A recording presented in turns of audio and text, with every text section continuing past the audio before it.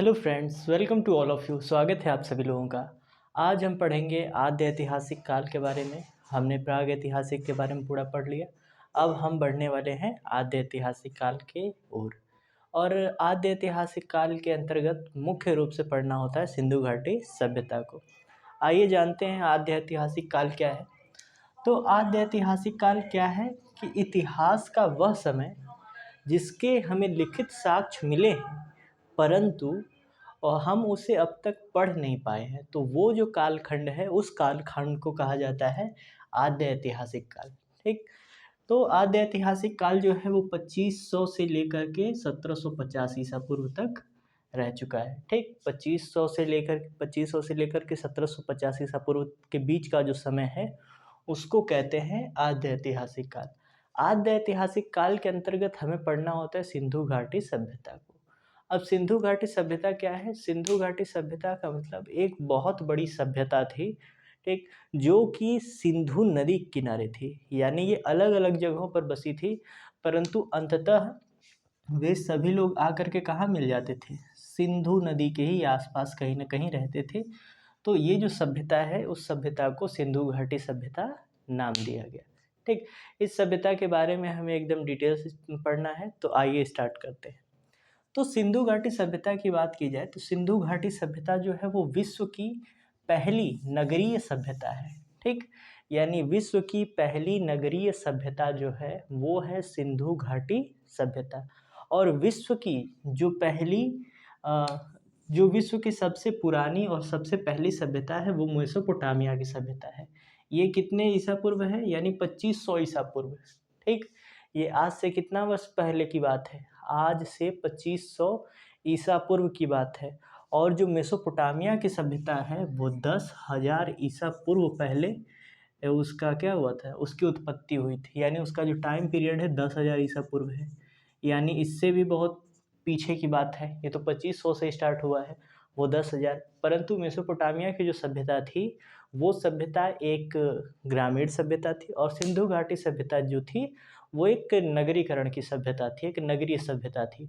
अब नगरीय सभ्यता क्यों आई? क्योंकि आपको बताया गया कि जब प्राग ऐतिहासिक काल खत्म हुआ तो प्राग ऐतिहासिक काल के खत्म होते होते उन लोगों ने तांबे की खोज कर ली।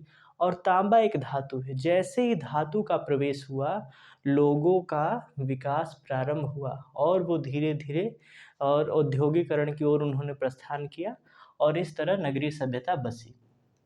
तो बात की जाए कि सिंधु घाटी सभ्यता के बारे में सबसे पहले जानकारी किसने दी, तो सिंधु घाटी सभ्यता के बारे में सबसे पहले बताया चार्ल्स मैसन ने। ठीक। चार्ल्स मैसन ने चार्ल्स मैसन ने बताया कब? 1826 ईस्वी में। 1826 ईस्वी में इन्होंने बताया। ठीक। 1826 ईस्वी में इन्होंने बताया कि सिंधु घाटी सभ्यता एग्जिस्ट करती है, ऐसा है, आप लोगों को पता करना चाहिए। ठीक। तो सबसे पहले इसके बारे में जानकारी देने वाले कौन थे? चार्ल्स मैसन थे। तो पहले सिंधु घाटी सभ्यता को समझते हैं कि सिंधु घाटी सभ्यता कैसी थी। ठीक। तो सिंधु घाटी सभ्यता के बारे में पहला पॉइंट क्या है कि यह एक नगरीय सभ्यता है। नगरीय सभ्यता। ठीक। दूसरी बात कि इसका जो आकार है, सिंधु घाटी सभ्यता जो फैली हुई थी कई जगहों पर, इसका जो आकार है वो त्रिभुजाकार है। आकार इसका कैसा है? त्रिभुजाकार। ठीक। इसका आकार कैसा है? त्रिभुजाकार है। फिर उसके बाद बात की जाए कि इसका क्षेत्रफल कितना था, यानी कितने क्षेत्रफल में फैली हुई थी। ये सभ्यता कुछ ऐसी थी। ठीक। इस प्रकार का इसका आकार था। ठीक। यानी लगभग लगभग त्रिकोण। एक पॉइंट जो था वो थोड़ा सा इधर चला गया था, आपको अभी समझ में आया था। तो लगभग लगभग ऐसे खींचेंगे ना, तो ये मान लीजिए कि यहाँ पर एक पॉइंट चला गया, तो इस तरह से ऐसे। तो ये सभ्यता ऐसी थी। तो इसका आकार कैसा था? त्रिभुजाकार था। इसके क्षेत्रफल की बात करें तो इसका जो क्षेत्रफल था 13 लाख वर्ग किलोमीटर स्क्वायर। 13 लाख वर्ग किलोमीटर स्क्वायर, काफ़ी बड़ा क्षेत्रफल है, देख सकते हैं आप। और इसके अंदर जो स्थल मिले हैं, स्थल का मतलब स्थान। अब जैसे सभ्यता बसी है बहुत से क्षेत्रों में, मगर आदमी पूरी जगह निवास नहीं करेंगे ना, यानी कहीं कहीं निवास करेंगे, शहर बसा लिया उन्होंने, ठीक। तो वो अलग अलग शहर बसा करके रहते। तो सिंधु घाटी सभ्यता के समय कुल शहरों की जो संख्या है, वो शहर कितने थे? तो 300 शहर प्राप्त हुए अभी। कितने शहर मिले हैं? 300 शहर। कि सिंधु घाटी सभ्यता में लगभग लगभग 300 शहर थे। और आश्चर्य की बात यह है कि उसमें से 200 जो शहर हैं वो कहाँ पर स्थित है?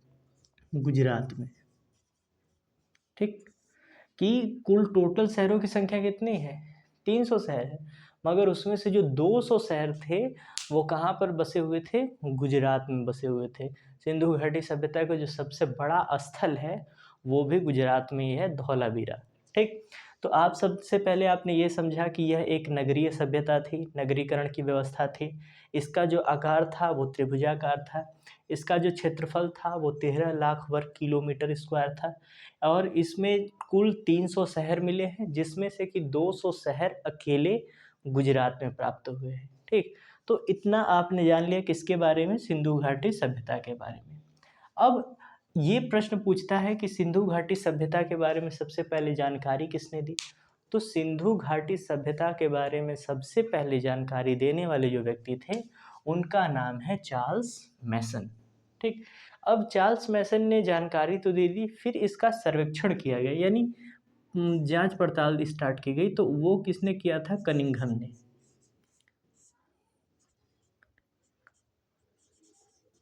कनिंघम ने कितने में? 1852 ईस्वी में, ठीक। तो सिंधु घाटी सभ्यता की जानकारी देने वाले कौन है? चार्ल्स मैसन है। सिंधु घाटी सभ्यता का सर्वेक्षण करने वाले कौन है? कनिंघम है, अलेक्जेंडर कनिंघम इनका पूरा नाम था, ठीक।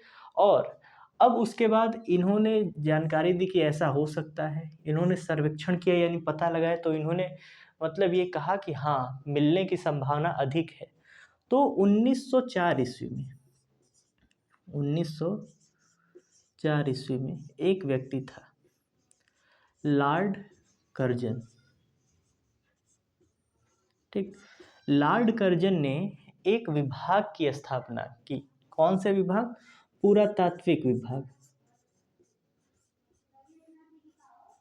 पुरातात्विक विभाग। पुरातात्विक विभाग का मतलब कि ऐसा विभाग जिसका कार्य ये होगा कि वो संभावित जगहों पर जा कर के वहाँ पर यानी सावधानी पूर्वक खुदाई करे और वहाँ से अवशेषों को निकाले और पता करे कि क्या वास्तव में उस स्थान पर आज से कई हजारों साल पहले, कई लाखों वर्ष पहले क्या कोई सभ्यता निवास करती थी? अगर रहती थी तो वहाँ के लोग कैसे थे, क्या क्या प्रूफ्स वगैरह मिल रहे हैं, इन सब चीज़ों की पता करें, इन सब चीज़ों का पता करें। तो उसको पता करने के लिए 1904 ईस्वी में लॉर्ड कर्जन ने पुरातात्विक विभाग की क्या कर दी? स्थापना कर दी।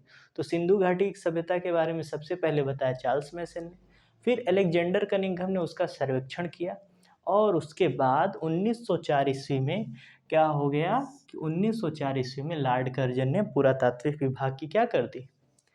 पुरातात्विक विभाग का गठन कर दिया। अब उसके बाद खुदाई तो करना पड़ेगा, जब तक हम खनन नहीं करेंगे तब तक पता कैसे करेंगे? कि जब हमने खनन किया तो नीचे हमने देखा कि कुछ बहुत पुराने पुराने बर्तन वगैरह मिल रहे हैं, सिक्के वगैरह मिल रहे हैं, हड्डियाँ मिल रही हैं, अवशेष मिल रहे हैं, यानी अलग अलग, ठीक, औजार वगैरह मिल रहे हैं, हथियार। तो इन सब चीज़ों के बेसिस पर हम बता पाएंगे कार्बन डेटिंग करके कि वो चीज़ें कितनी पुरानी है, ठीक, ये सभ्यता कितनी पुरानी है। और भी बहुत सारी चीज़ों का अनुमान लगाया जा सकता है। तो उसके लिए सबसे ज़रूरी है कि पहले खुदाई की जाए। तो सबसे पहले खुदाई करने का जो अवसर मिला, अब देखिए इन्होंने बनाया कौन सा विभाग? पुरातात्विक विभाग। और पुरातात्विक विभाग बना दिया इन्होंने। अब पुरातात्विक विभाग का उन्होंने एक हेड बनाया। उन हेड का नाम क्या है? उन हेड का नाम है,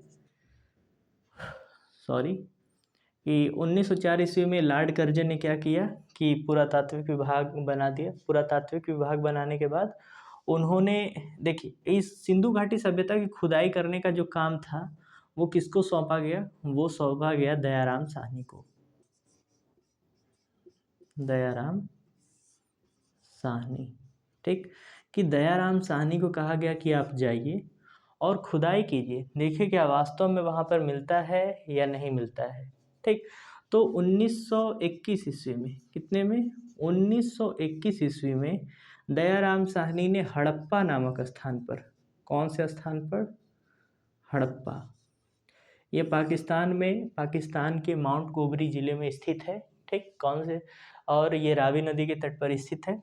तो हड़प्पा स्थान पर इन्होंने क्या की, पहली खुदाई प्रारंभ की, और खुदाई करने के बाद उन्हें वहाँ से अवशेष मिले, इसलिए सबसे पहले खुदाई कहाँ पर की गई, हड़प्पा में, इसलिए उसको कहा गया हड़प्पा सभ्यता।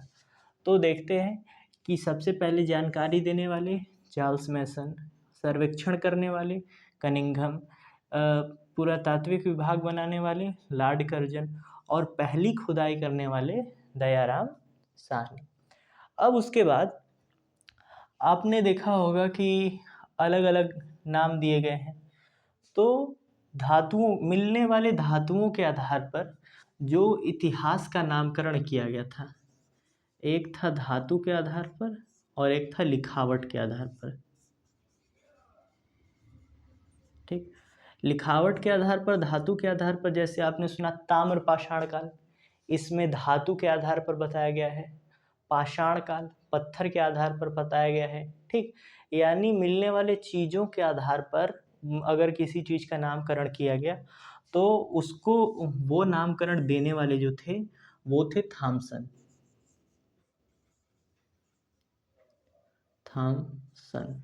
ठीक, और उसके बाद लिखावट के आधार पर नामकरण करने वाले थे जॉन मार्शल।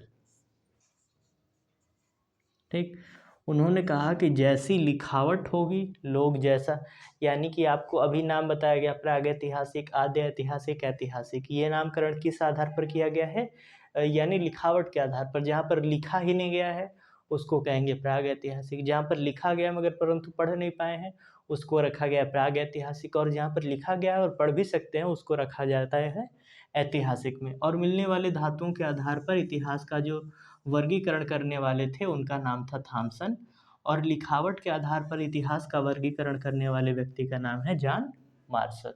तो आई होप आपको इतनी चीज़ें समझ में आ गई होंगी। अब आगे बढ़ते हैं सिंधु घाटी सभ्यता की ओर। तो सिंधु घाटी सभ्यता में ये आप इसका आकार देख रहे हैं। अब इसमें प्रश्न ये पूछता है कि इसका सबसे पूर्वी, ये जो है वो थोड़ा सा, सॉरी, बाहर में रहेगा ना, ये अगर ऐसे है तो इससे थोड़ा सा बाहर हट के ऐसे। ठीक, तो देखा जाए एक तरह से तो ये पॉइंट कैसे है, बाहर है। तो सबसे पूर्वी भाग कौन सा है, ये वाला है। और सबसे पश्चिम में कौन सा पड़ेगा, ये वाला आएगा। सबसे उत्तर में कौन पड़ेगा, ये। और दक्षिण में कौन पड़ेगा, ये।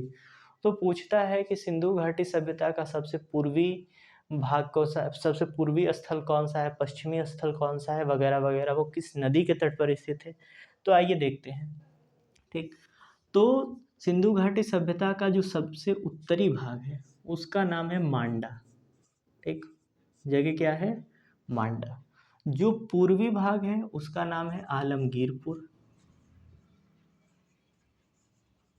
आलमगीरपुर। ठीक, उसके बाद जो सबसे दक्षिणी भाग है उसका नाम है दैमाबाद। ठीक, दैमाबाद। और जो सबसे पश्चिमी राज्य है, जो सबसे पश्चिम में स्थित है, ठीक, उसका नाम है पश्चिमी। ठीक, जो सबसे पश्चिमी नाम है और जो सबसे पश्चिमी स्थल है उसका नाम है सुतका गेंडोर।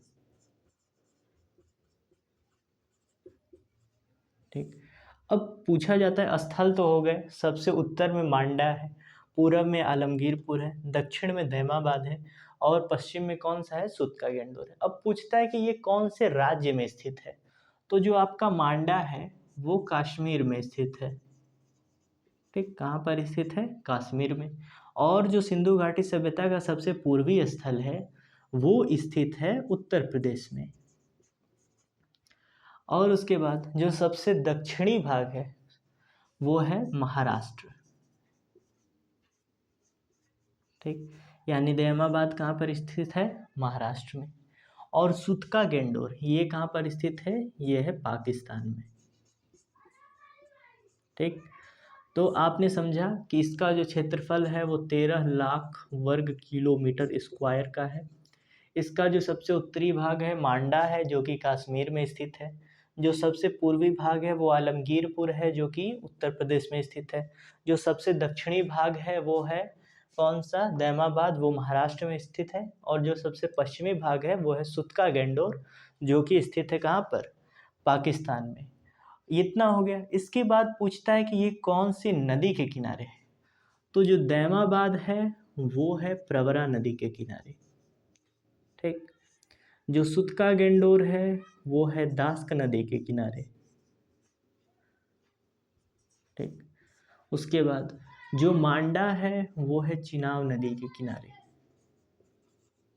और जो आपका आलमगीरपुर है वो है हिंडन नदी के किनारे, ठीक। तो आई होप आपको स्थल के बारे में पता चल गया होगा कि जो सबसे पूर्वी है, जो सबसे पूर्वी भाग है वो है आलमगीरपुर, जो कि उत्तर प्रदेश में स्थित है। कौन सी नदी के किनारे, हिंडन नदी के किनारे। जो सबसे दक्षिणी है महाराष्ट्र में है, कौन सी जगह है, उस जगह का नाम है दैमाबाद। और दैमाबाद कहाँ, कौन से नदी के तट पर स्थित है, प्रवरा नदी के तट पर स्थित है। जो सबसे पश्चिमी भाग है वो है सुतका गेंडोर, कहाँ पर स्थित है, पाकिस्तान में स्थित है। पाकिस्तान में किस नदी पर स्थित है, तो वो है दास्क नदी। और जो सबसे उत्तरी भाग है वो है मांडा, जो कि जम्मू कश्मीर में है। और कौन सी नदी पर स्थित है, सिंधु कह रहे हैं, वो चिनाब नदी के तट पर स्थित है। तो आई होप आपको इतनी चीज़ें समझ में आ गई होंगी। आपने आज केवल सिंधु घाटी सभ्यता के बारे में समझा कि सिंधु घाटी सभ्यता क्या है, ठीक। और उसकी हिस्ट्री क्या है, यानी वो कैसे कैसे आगे बढ़ी, कैसे कैसे उसकी खोज वगैरह हुई। अब हम अगले वीडियो में क्या करेंगे कि हर एक स्थल के बारे में पढ़ेंगे। जैसे आपको हड़प्पा के बारे में पढ़ना है, मोहनजोदड़ो के बारे में, चनहूदड़ो के बारे में, कालीबंगा के बारे में, लोथल के बारे में, रंगपुर के बारे में, वगैरह वगैरह बहुत से स्थल हैं जो कि एग्ज़ाम में पूछे जाते हैं। उन सभी स्थलों को एकदम डिटेल से पढ़ेंगे और चीज़ों को अच्छे से याद करेंगे। तो आई होप आज जो आपको पढ़ाया गया वो अच्छे से समझ में आया हो। जो चीज़ें आपको न समझ में आई हो उसे आप कमेंट करें। और आज के लिए केवल इतना ही। धन्यवाद।